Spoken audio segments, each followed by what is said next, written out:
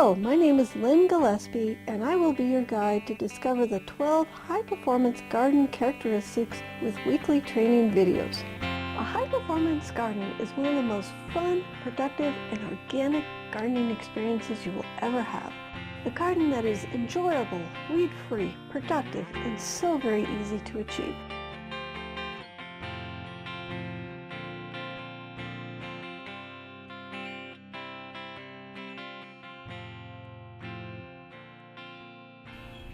Hello, I'm Lynn Gillespie, organic farmer and creator of the Abundance Garden course.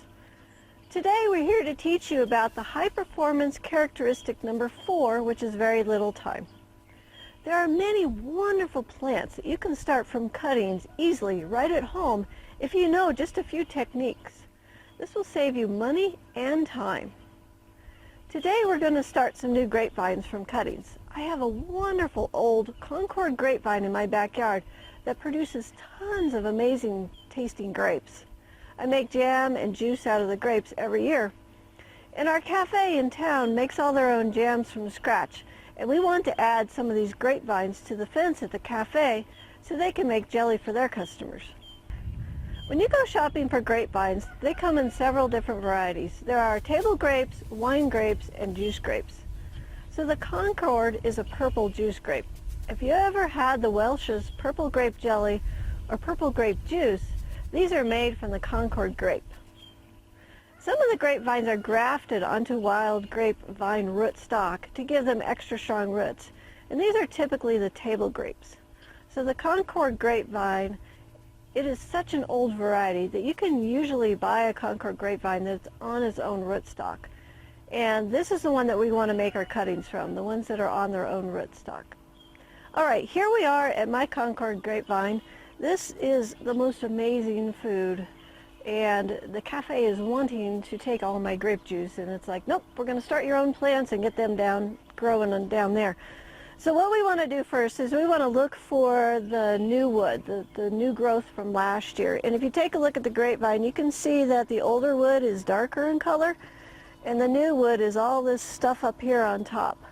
So this is all what grew new last year. So what we want to do is we want to pick a good healthy vine, and we're going to cut it down close to the plant where it came out. And we cut that off square. And you're going to want to remember this is the bottom, because that's important. If we put these in upside down, they're not going to grow. So I just want to get this loose. It's a nice big vine. Okay, so here we have our vine. Wow, it's big. Okay, so we're going to start at the end that was attached to the plant here. And each one of these bumps is called a node. And what we want to do is we want to cut up a chunk that's 3 nodes. Now, I'm going to cut this down here in the bottom. And one of the things I want to look for is this round? Is it strong? I can squeeze it. Is the hole in the middle small?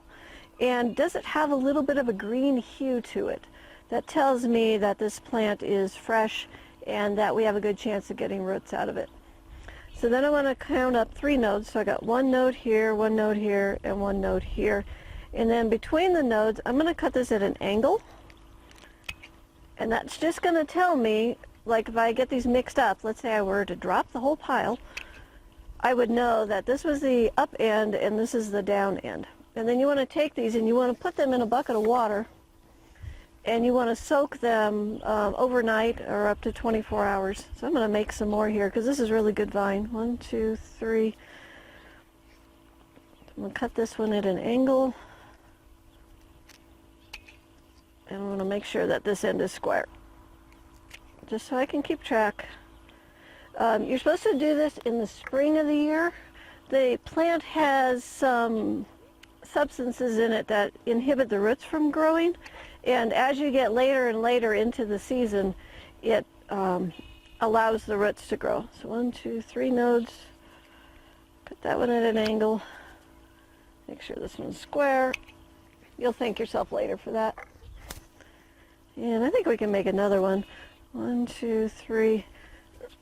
The best wood is the first couple feet of the vine, but this one is so strong and healthy looking that we're going to attempt a couple others. Okay, so what we want to do is we want to soak these overnight in a bucket of water. And what they've found out is that the rooting rate is about 90% of the ones that they soak overnight. And the ones that they do not soak, the rate is about 25%. So you want to go ahead and get these really hydrated. All right, then the next thing we need to do is we need to put them in a bucket of potting soil. So this is our family secret seedling mix. And if you are not familiar with our family secret seedling mix, you need to go to our website. We give away our secret on the High Performance Garden video training number 3, which is starting your seeds indoors. Okay, so once we have our cuttings, they've soaked overnight, you're just going to take the cutting, make sure you get the flat end down. You're just going to stick that in the soil and confirm that a little bit. And then you're just going to soak that down really good. And you want to see the water running out the bottom before you are done watering.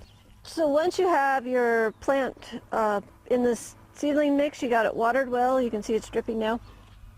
Then you want to take this and you need to put it in a warm location. You're looking for something between 75 and 85 degrees. So what's going to happen is you're going to get, the roots are going to develop along the stalk that is down in the soil, and it has to callus up first. And to do that, it likes really warm temperatures. And it's going to take 2 or 3 weeks for that to callus up. And then a few weeks after that, you'll start to see the actual plant growing out of the bud that's above the soil. So you need to find a place that's really warm to get your grapes started. Sometimes on a heating pad or on top of the refrigerator, sometimes it's a little bit warm. But search around for a location. Once the plant starts to grow, you need to keep it from freezing.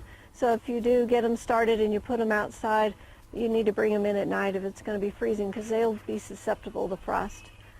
The next thing you want to do is you want to get that root ball growing around in there before you transplant it. So you're going to want about 4 weeks of the roots growing before you want to transplant it out in the yard. But this is such a wonderful way to preserve an old variety of grape, and it's a great way to make more of your favorite grapes. I hope you've enjoyed this video. I want to thank you for watching, and I hope to see you again for another edition of the High Performance Garden Video Training Series.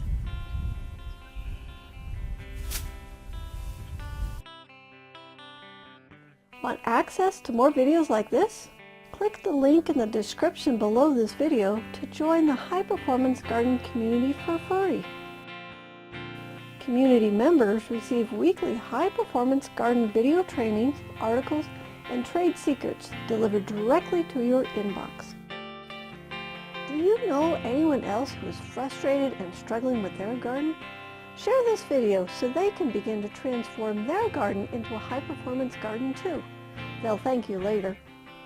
If you want to transform your garden into a high-performance garden in one season, you can enroll in the Abundance Garden course, the only gardening course where you can garden step by step with your gardening coach. Click the link in the description below this video to learn more about the Abundance Garden course. If you have a topic you would like us to make a video about, please send us an email. Or if you have a gardening question, you can also email us at thelivingfarm@tds.net. I look forward to seeing you in the next video. May your garden be easy, fun, productive, and always organic.